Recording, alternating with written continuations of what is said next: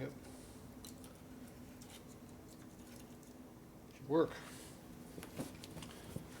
Alright, so we have this nice, wonderful nut here. It's not made very well. But we need to use something. It looks like this. Alright, so I'm going to hold the fork up there. Nice light fork. And we'll try to jam this thing together. Let's see, I probably should put some grease on here. It looks like it's vintage. Oh yeah, it looks real vintage up in there.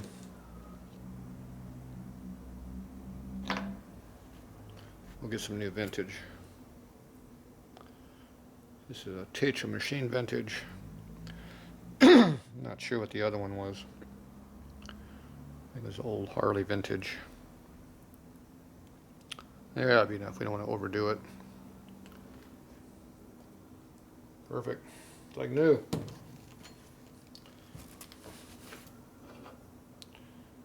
Put away our grease container down here.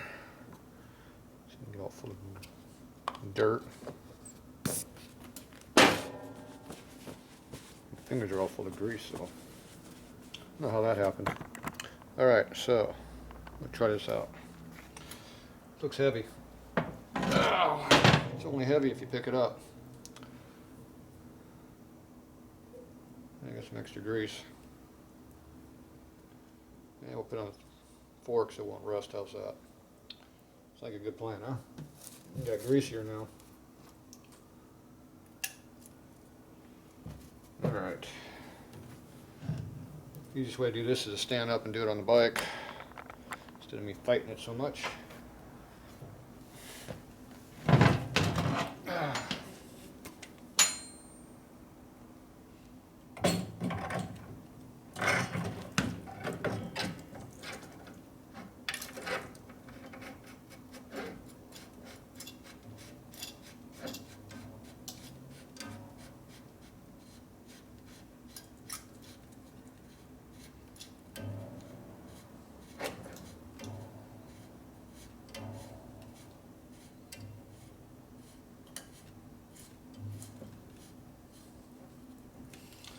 Ugh, tiring. That nut's getting tight for some reason. I don't know why. It just is. Yeah, looks better already. Looks like a Harley. Oh, he's cheating. He's a crest wrench.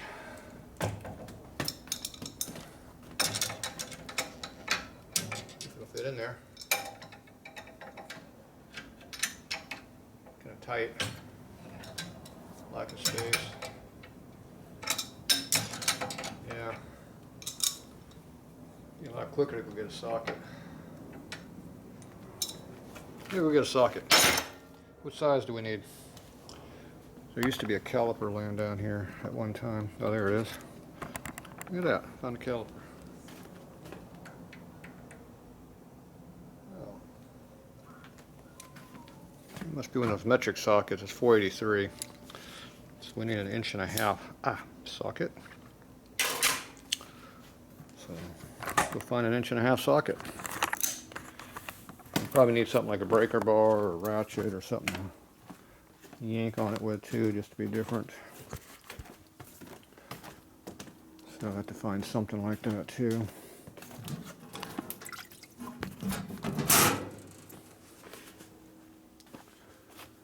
Let's see.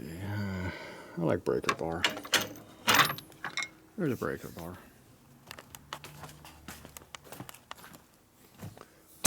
And an 1.5 inch would be a big one over here. Resembles that one. Yeah, my hand back. Yeah, it wasn't too hard. Where's my wheel? My wheel's missing. If I left it in here, must be on the other side. Yeah, there's my wheel. That's not going to fit that fork, by the way. We're going to try to make it fit. Somehow. We don't know how. but somehow. Okay, now we can get a socket on there. Oh, look at that. So much easier.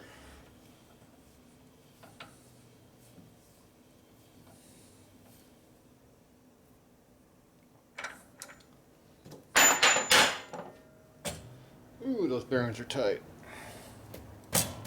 Worried about the front end falling over.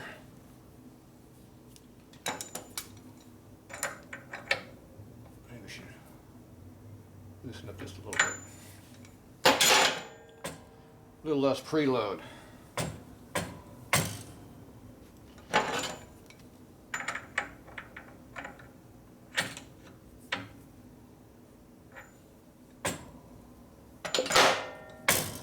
That's about right. The fork should not move until you get about to here and then fall over. But that's with weight on it, not just bare fork. So it's probably about the right drag. Put anything else on it. Okay. So I had the bike about the height I want it to be in the air. I'm on the blocks. So, is that about the right height? So if you take a tape measure and measure it, you can see what height you have.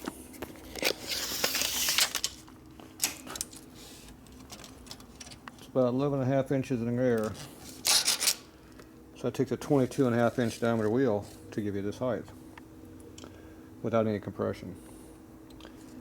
22.5 inches, pretty small diameter, because most wheels are way bigger than that.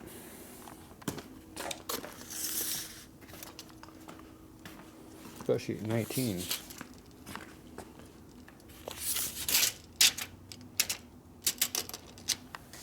They're 26 inches. 4 inches bigger. So that means it's going to go up 2 inches higher in the air than I want. It's not going to be a very low rider. Well, if you leave the air out of the tire, it might help. There you go. See the problem? It's way too high. Damn. The bike's going to be way up in the air. That is not what I wanted. Maybe I should put a little Buell blast front wheel on there. They're about 22.5 inches down. That's about what my race bike wheel is, 22.5 inches.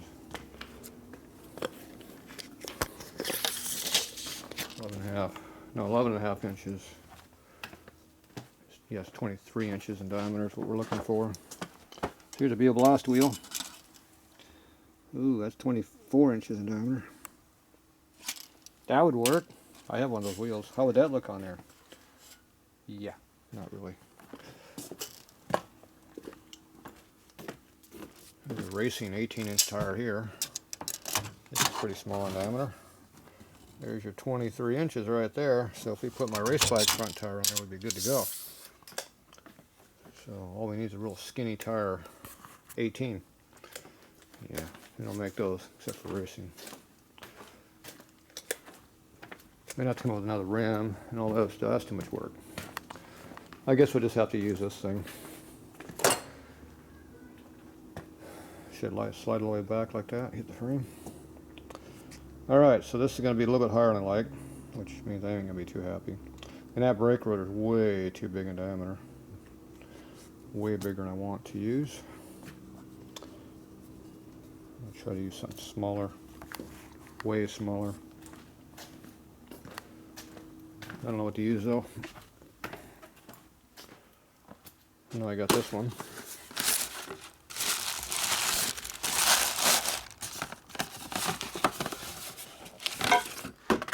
Voila. EBC, big buck stuff. Here, that's what it is. It fits something like a Japanese bike. It's like the rear brake on a Buell too. They have a real dinky brake too. See, look at that. About the same diameter. I haven't looked to see what the hub diameter is on a Buell though. Hey, look at that. It's close to a Harley. Hey, maybe I need to find a Buell brake caliper. or brake rotor. I'm sure they make those. Yeah, that looks pretty close. Looks like about a 6-bolt pattern though. I don't know. It might be 5. 1, 2, 3, 4. I think it's a 5-bolt pattern. That's pretty close to what I need. This is way too big. I think I need to find a Buell brake. I have to find me a Buell brake rotor and see how close it fits to a Harley bolt pattern. Maybe make it fit. Because this one is a little off. Yeah, right there. Just a little off.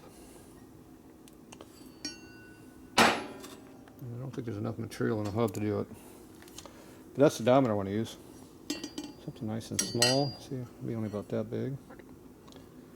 Put the rotor caliper down low underneath. Go up and down with the front end. Yeah, looks a lot better. Alright, I've got to investigate that Buell. I don't think that race bike needs that rotor on there, does it? Yeah, we'll find out. I'll investigate. Maybe I can still buy a Buell rotor. First I gotta find the Buell wheel and see if it's the same bolt pattern. Alright, so this thing's gonna have to be way up in the air, a lot higher than what I got, which is not gonna be what I want. That sucks. So it appears that we're gonna have to put like a 2x4 underneath the front of the wheel, the front of the frame, to get it up high enough to put this on. But we don't need to do that right now. The other problem is the axle needs to be figured out. So the axle comes with it. This is the drum brake axle. I want to put oil in everything.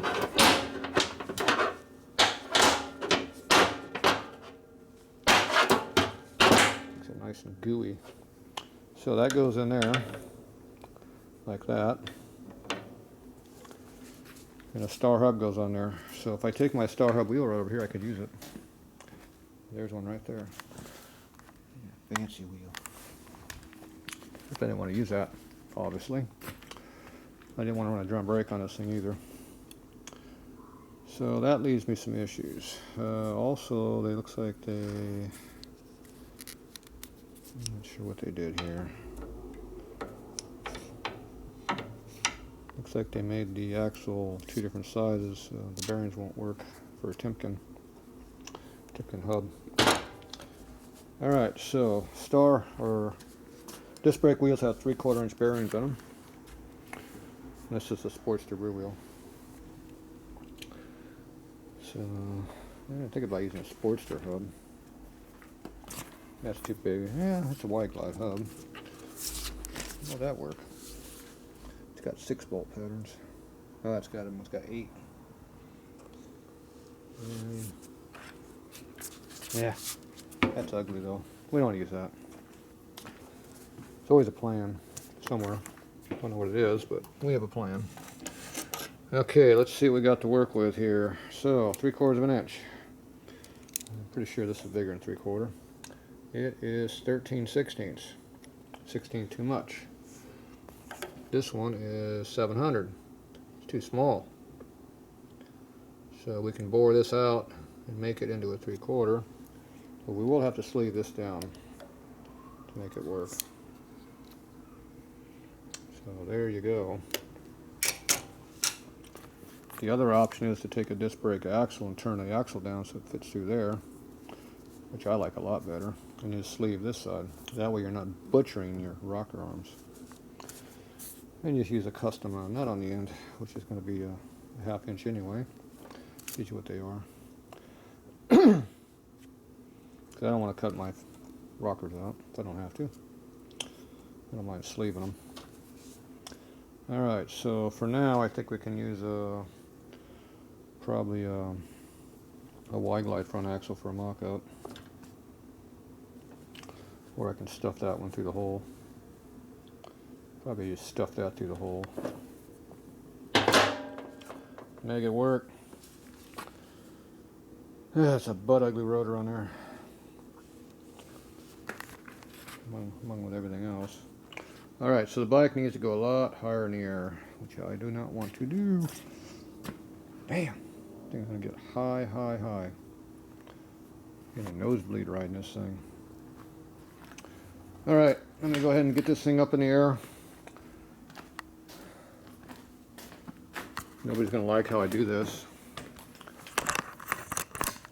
besides using my bare muscles. Get some wood. We need some wood. What kind of wood do we need? We need some thick wood. Could use a jack, but that'd be too easy. Here's some wood.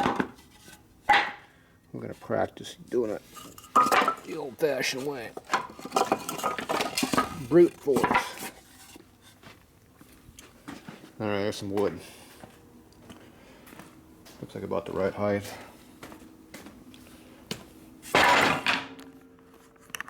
Alright. First problem is we got two different stacks of wood here.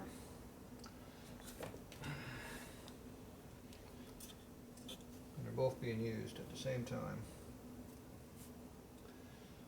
That's a problem. One's going to win this war.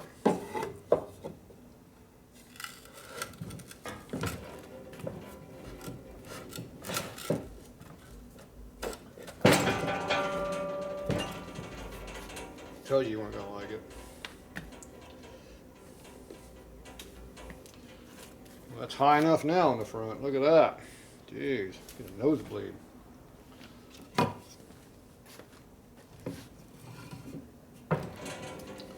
you go. It looks very secure, doesn't it? Tape measure.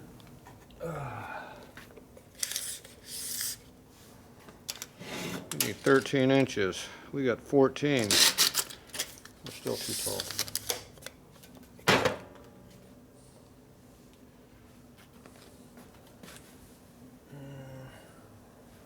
Not very secure on the front of this bike either. But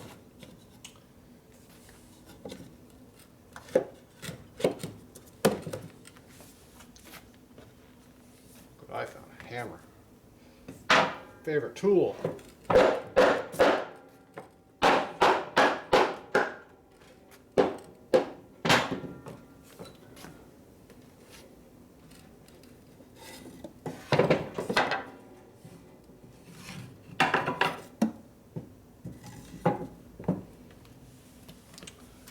Now what do we got? It's getting pretty high in the front over here. 13 inches almost. About a 1/4 inch, 1/8 inch showers. So that means if we go back further on this wood here, it'll go higher in the air.